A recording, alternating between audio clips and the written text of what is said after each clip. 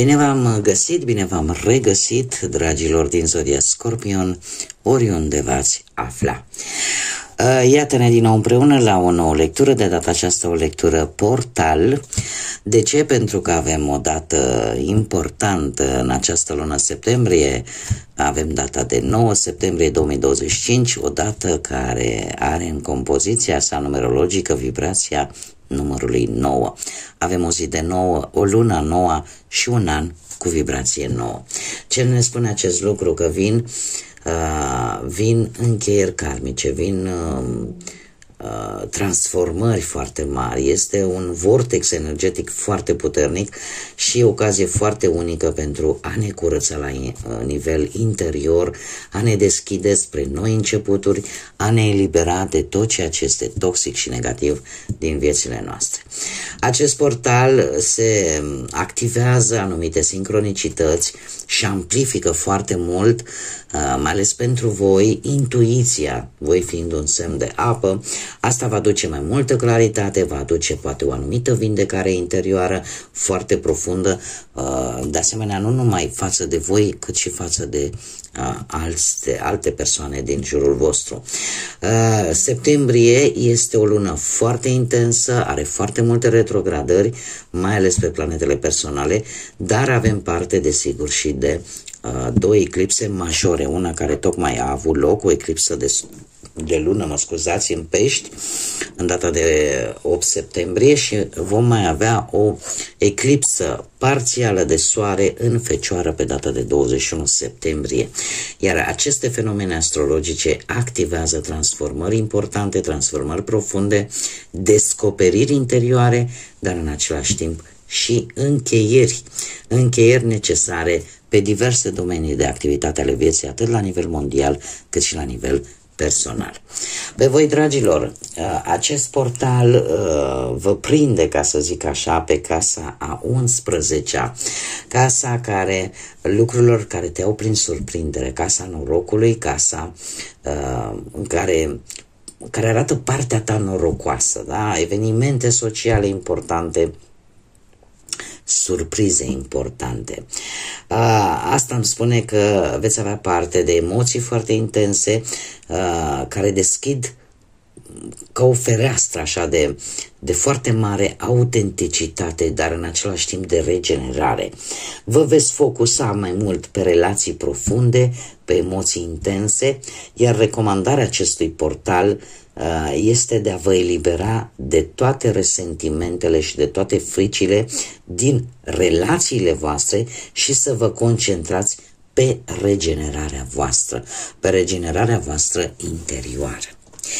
Și haideți să nu mai pierdem timpul și să vedem cu ce vine acest portal, care este provocarea principală a acestui portal, de ce anume vă puteți elibera, ce învățați și care este darul și pașii de urmat după trecerea acestui portal pentru dragii mei din Scorpion sau cu legături importante cu această zodie. Poate aveți un ascendent în Scorpion, o lună sau un Venus. Așa că haideți să vedem ce aduce acest portal atât de plin de energie cosmică. Și avem, care este provocarea principală? Cu ce vine acest portal? Vine cu un 7 de cupe. Vine cu ideea că parcă aveți o multitudine de dorințe, o multitudine de iluzii și de oportunități la care voi trebuie să acordați o foarte mare atenție la ce alegeți, pentru că sunteți conștienți că pot veni și niște repercursiuni, da? În urma alegerilor voastre pe perioade destul de lungi de timp. Nu știu, poate că primiți o ofertă tentantă și intuiția vă spune, domne, nu prea e ce trebuie, parcă e prea frumos ca să fie și real. Da, există această provocare la care vă supune acest portal, poate în ideea de a vă testa intuiția voastră, care, cum am mai spus, este foarte intensificată în această perioadă. Poate că veți primi tot felul de oferte înșelătoare. Dom'le, ar fi bine să investești aici bănuții tăi, că uite ce bine o să fie. Sau poate că ai tot felul de opțiuni romantice, de ce nu, dar la care voi nu vedeți o anumită claritate, nu vedeți exact, dom'le, e ceea ce îmi doresc eu cu adevărat de la o relație, de exemplu. Cred că singura parte oarecum pozitivă din această provocare este aceea în care unii dintre voi sunteți poate la începutul unei relații, da? În care totul este așa foarte roz, totul este foarte ok, pentru că e o relație la început, când vorbim de partea asta sentimentală, și sunteți un pic cu capul în norișori, așa. Dar în același timp se pare că vi se pune la încercare abilitatea de a alege ceea ce este corect pentru voi. Ce puteți elibera, de ce puteți scăpa în această perioadă, în urma acestui portal, și haideți să le punem pe toate ca să le am aici. Dragilor, vă puteți elibera de sărăcie atât financiară cât și sărăcie de emoții, de sentimente. Avem de anumite probleme, în special la nivel material, care în sfârșit cumva se termină, parcă ar fi ceva karmic, parcă e momentul oportun să scăpați de toate aceste probleme care v-au cam dat coale în ultima perioadă, mai ales pe plan financiar. 5 de monede ne vorbește de adversități materiale, de pierdere de joburi, de singurătate, de faptul că poate nu câștiga suficient, de faptul că poate te simți abandonat și cumva toate aceste lucruri vei reuși să te eliberezi de ele. Da?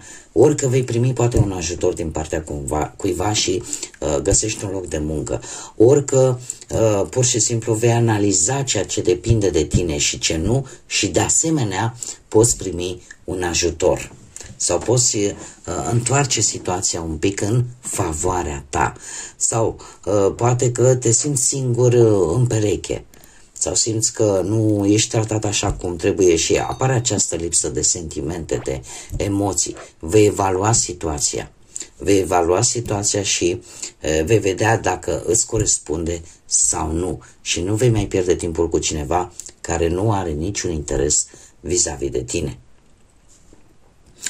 Mergem mai departe. Ce înveți de fapt? Care e înțelepciunea pe care tu o vei extrage din toate aceste experiențe?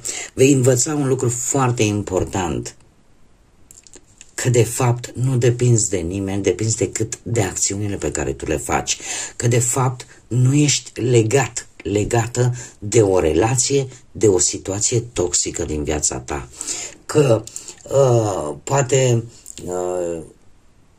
pentru a folosi ceva pozitiv sau pentru ca ceva să se transforme în ceva pozitiv, vei învăța că trebuie să-ți folosești și istețimea, și inteligența, și că poți schimba în orice moment situația în care te afli, iar această teamă, iar această frică că ești legat de cineva sau de o anumită situație din care nu poți ieși, cumva se va disipa. Îți vei da seama că lucrurile nu stau chiar așa. Îți vei da seama că ai tot ce îți trebuie ca să poți să reușești, că ai toată puterea de a te desprinde de tot ceea ce este negativ și toxic în viața voastră. Fie că e vorba de relații, fie e vorba că e de situații, sau fie că e vorba de anumite vicii, da? De anumite obișnuințe care s-au perpetuat de-a lungul timpului. Care este darul cu care vine acest portal? Darul cu care vine acest portal este acest 10 minunat de cupe. Un 10 de cupe care ne vorbește de un eveniment familiar posibil, sau de o relație fericită pentru mult timp, sau de faptul că tu vei redescoperi valorile tale cele mai solide și îți vei urma inima și îți vei urma instinctul, îți vei urma intuiția, pentru că știi exact care este drumul bun pentru tine. Îți vei da seama că ești important de fapt la locul de muncă. Îți vei da seama că oamenii chiar au încredere în tine. Nu știu, poate vei vedea pe partea asta banilor că va urma o perioadă destul de prosperă. Este cadoul cu care vine acest portal. Și că există șanse, dacă ai probleme materiale, ca cineva totuși din familie să te poată ajuta. Da, acest 10 de cupe ne vorbește de faptul că există soluții și că de multe ori te preocupi de lucruri care nu sunt chiar așa de negative pe cât poate le-ai putea gândi tu. Poți primi, nu știu, un sprijin dacă ai o problemă în relație sau dacă gândeai negativ față de relația ta. Se pare că acest portal îți va demonstra că nu ai de ce să te preocupi. Cei singurei aș spune că cadoul pentru voi este o relație foarte importantă care va veni în viața voastră până la sfârșitul acestui an. Acum, care sunt pașii de urmat? Da? Care este noul drum care se așterne în fața voastră? Dragilor, veți lăsa în urmă tot ceea ce pe voi v-a măcinat, v-a călcat în picioare. De ce spun acest lucru? Pentru că avem un 6 de spade. Și e posibil ca mulți dintre voi să începeți o nouă călătorie. În ideea de a începe ceva nou, de a renunța la tot ce este vechi. Chiar dacă voi veți lua cu voi principiile voastre, planul vostru de viață, felul în care vedeți voi viața. Pentru că, din câte vedem foarte bine, avem săbile în bărcuță, da? Deci gândurile voastre, emoțiile voastre le veți lua cu voi. Chiar dacă știți că va fi o tranziție destul de dură, dar veți lăsa în urmă tot ceea ce pe voi v-a afectat. Sunteți conștienți că va fi o schimbare care va cere timp, care va cere acomodare, care, cum să spun eu, poate vă va umple de o tristețe, în urma poate a unei separări de ceva anume, de o relație, de o energie, de o situație, dar sunteți conștienți că trebuie să lăsați în urmă. Ceva trebuie lăsat în urmă, chiar dacă problemele poate sau gândurile le veți lua cu voi. Pentru că știm foarte bine, voi nu sunteți genul care să uitați foarte ușor și de multe ori sunt gânduri, sunt emoții care le purtați cu voi poate chiar o viață întreagă, dar important este că sunteți dispuși să o luați de la capăt. Iar toate aceste experiențe, de fapt, le luați cu voi. De ce? Pentru că sunt lecții de viață din care voi ați învățat lucruri importante.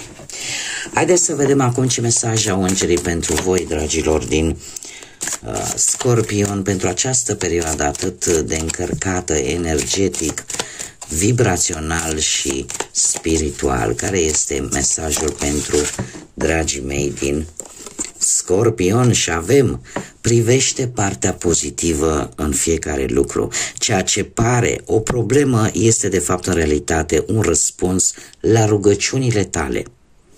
Pe măsură ce se vor rezolva lucrurile, vei înțelege motivele care se ascund în spatele actualei situații cu care tu te confrunți.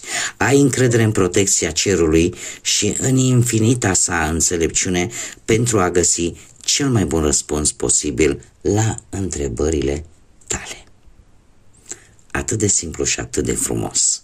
Deci încercați să vedeți partea pozitivă și eu sunt sigură că o faceți de fiecare dată de câte ori vă confruntați cu o perioadă mai zbuciumată în viața voastră. Eu una, cel puțin asta fac și viața mi-a demonstrat că de multe ori în orice lucru negativ care vine în viața noastră există și o parte pozitivă, chiar dacă noi nu suntem în stare de multe ori să o vedem atunci, când e în miezul problemei. Dar mai târziu sunt sigură că mulți dintre voi își dau seama: uite, dacă nu se întâmpla cu tare lucru, eu nu ajungeam să avansez sau nu ajungeam să schimb ceva la mine în mod pozitiv. și așa mai departe. Bun, dragilor, cam atât am avut pentru voi vis-a-vis de acest portal atât de important. Țin să vă mulțumesc din suflet tuturor celor abonați care au avut răbdare și înțelegere vis-a-vis de lipsa mea cu lecturile pe acest canal. Ca și voi, și eu traversez momente în viață în care sunt nevoită să nu fiu aici lângă voi.